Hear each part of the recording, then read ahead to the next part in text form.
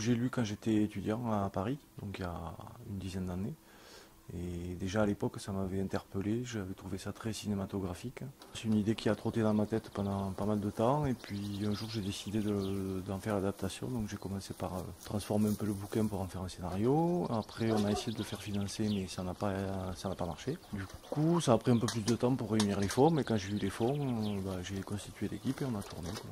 Alors les acteurs, dans le film, il y a un petit garçon qui est joué par deux de mes neveux qui sont des jumeaux. Donc on en faisait tourner un le matin et l'autre l'après-midi, voilà. Ensuite, il y a un ami musicien là, qui joue le personnage un peu énigmatique du film. Et après, il y a un comédien professionnel que j'ai casté, celui-là par contre, voilà. L'idée de départ là sur ces plans serrés, c'est un peu pour oppresser le spectateur en fait. Voilà, c'était l'idée que j'avais. Donc il y avait deux moyens pour moi pour faire ça, puisque cette histoire est un peu oppressante. Il y avait les sons de mouches qui sont très présents et qui le sont aussi dans le livre.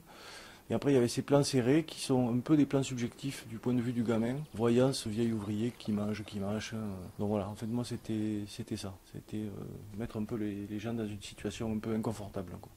Bon, le temps de tournage, oui, ça c'était une semaine, 7 jours complet. Le temps de montage, j'ai tout combiné, peut-être un mois, on pourrait l'estimer à 4 5 mois de travail, à peu près, hein, c'est Et à difficile à bois de estimer. gorgée.